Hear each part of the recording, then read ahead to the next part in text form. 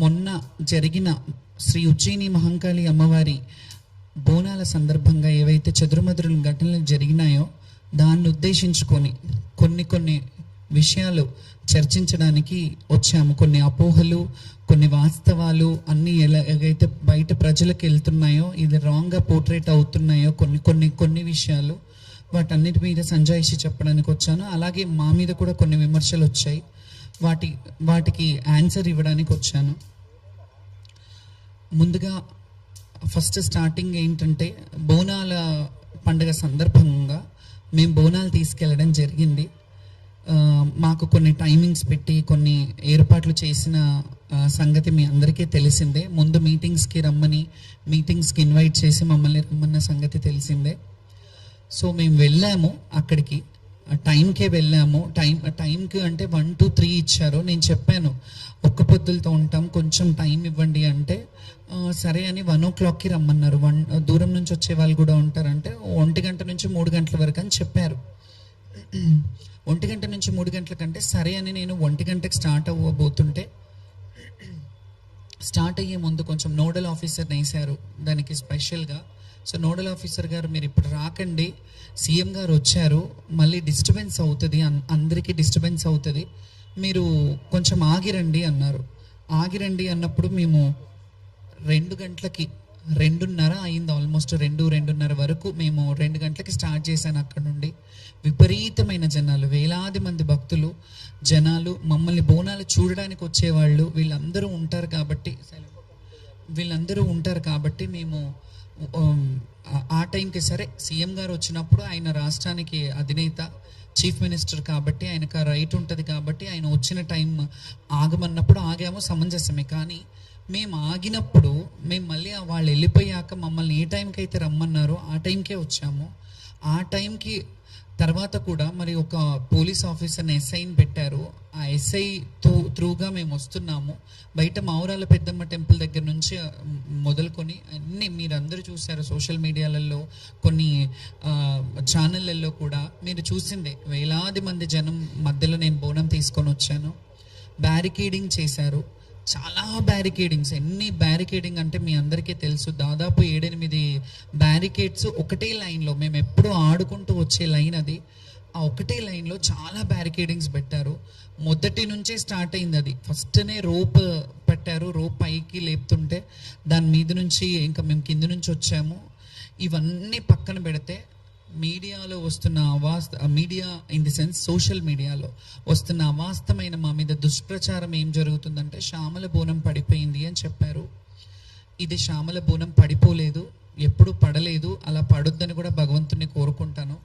ఎప్పటికీ ఆ అమ్మవారి శక్తిని ఇవ్వాలని కోరుకుంటాను. ముందుగా ఈ మాట అయితే క్లియర్ చేస్తున్నాను, నా బోనం పడిపోలేదు. అండ్ నేను ఎక్కడ చెప్పలేదు నా బోనం పడిపోయిందని.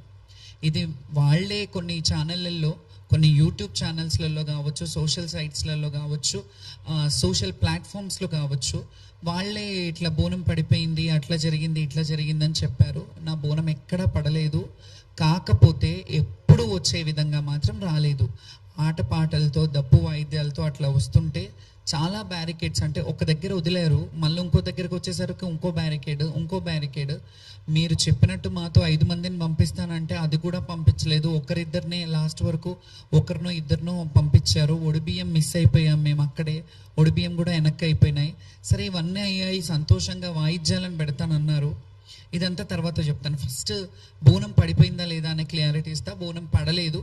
ఇప్పటి వరకు అయితే నా ఇన్నేళ్ల చరిత్రలో, ఇన్నేళ్ళు నేను బోనాలు ఎత్తుతున్నాను, ఎప్పుడు పడలేదు. సో ఈసారి కూడా పడలేదు. కాబట్టి నా ఫ్యాన్స్కి, నన్ను నమ్ముకునే భక్తులకి, వీళ్ళందరికీ నేను ఈ విషయంగా మీకు చెప్తున్నాను, ఈ ప్లాట్ఫామ్ విధంగా.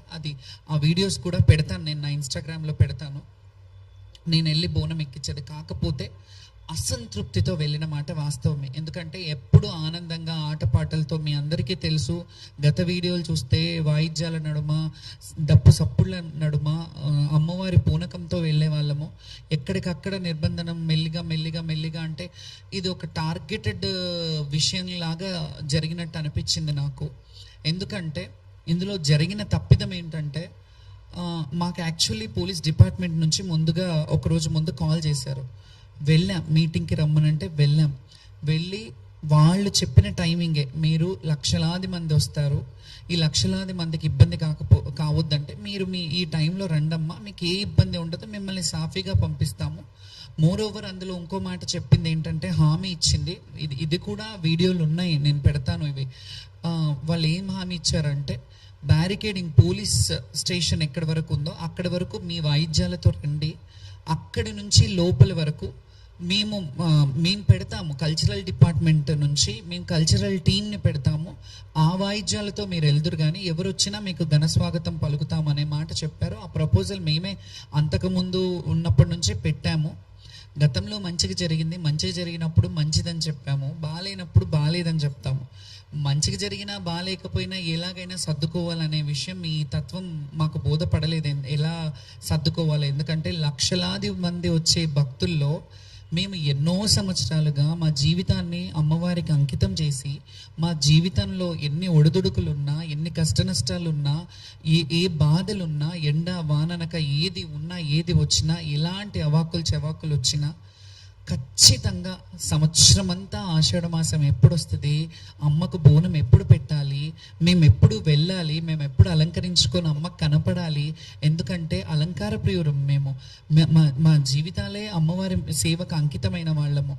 ఈ అలంకార ప్రియుల అనే ఇదిని మేము అమ్మవారిని ఆవహించుకొని అలా అలంకరయ్యి చక్కగా అమ్మవారికి మమ్మల్ని చూసి సంతోషిస్తుందేమో, అమ్మ మమ్మల్ని, ఆ బిడ్డలు వచ్చారు, నా బిడ్డలు చక్కగా వచ్చారు. ఎప్పుడైనా ఒక తల్లికి బిడ్డను చూసినప్పుడు వాళ్ళు చక్కగా ఉన్నారు, వాళ్ళు మంచిగా ఉన్నారంటేనే, వాళ్ళు హెల్త్గా వెల్త్గా అన్ని విధాలుగా బాగున్నారంటేనే అమ్మకు ఆనందం. అట్లాగే మేము అమ్మ బిడ్డలం కదా, మా తల్లిదండ్రులు అది ఉన్నా జీవితంలో వివక్షతకు గురైన జీవితాలు మావి.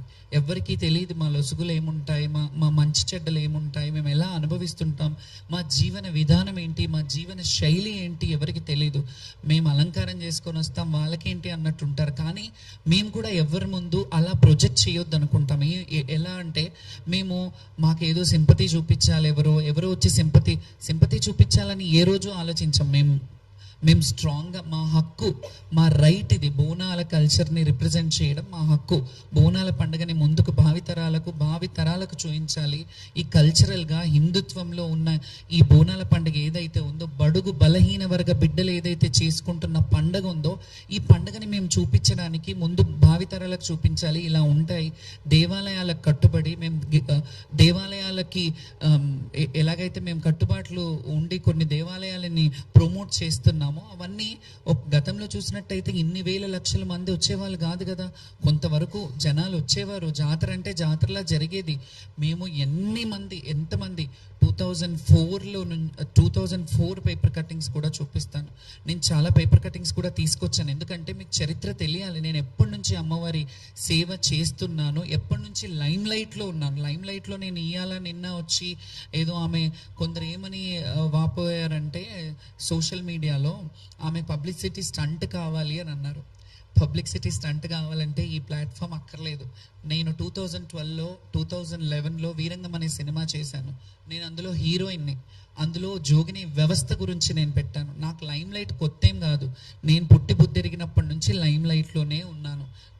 నేను పుట్టి మా తల్లి ఒళ్ళో ఉన్నంత వరకు మా తల్లి లైమ్ లైట్లో ఉన్నాను. మా తల్లికి నేను ఫెమిలియర్. తర్వాత నేను ఊహ వచ్చినప్పటి నుంచి ప్రజలకు ఫెమిలియర్, జనాలకు ఫెమిలియర్.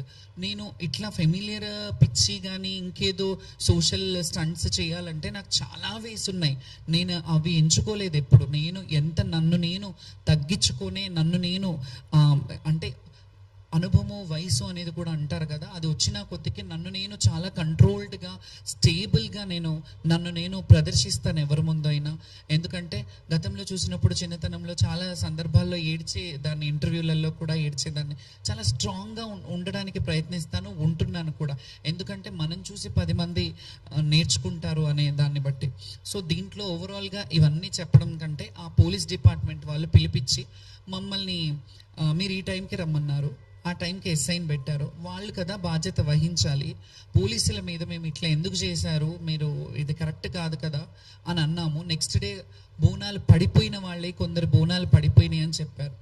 ఇందులో ఓవరాల్గా మాకు ఇంకా మనసు నొచ్చుకున్న బాధ ఏంటంటే, కొంతమంది ఈ అపోహలు పెట్టి, కొంతమంది ఏవైతే చేస్తున్నారో ఆ చర్యలు కావాలని చేస్తున్నారనే డౌట్ కూడా నాకు వస్తుంది. కొందరు మరి అది అధికారంలో ఉన్న వాళ్ళు చేస్తున్నారా, వేరే వాళ్ళు చేస్తున్నారా అనే డౌట్ నాకు కూడా వస్తుంది. మీకు ఎట్లా డౌట్ వస్తుందో నేను కూడా డౌట్ పడే హక్కు నాకుంది. ఎందుకంటే కొంతమంది జోగినీలను తీసుకొని కొన్ని సోషల్ మీడియాలు దుష్ప్రచారంలో చేతులు కడుక్కొని ఉన్నారు. ఎందుకంటే నేను స్పృహ తప్పిపోయాను, ఆమె స్పృహ తప్పిందంతా డ్రామా, యాక్టింగ్ చేస్తుందేమో, అట్లా ఇట్లా పడిపోయి మళ్ళీ లేచి మాట్లాడుతుంది అని అంటే, నేను అక్కడ చచ్చిపోలేదు, స్పృహ మాత్రమే తప్పాను. నాకు మంచినీళ్ళు తాగిపించారు, నాకు వాటర్ తాగిపించారు.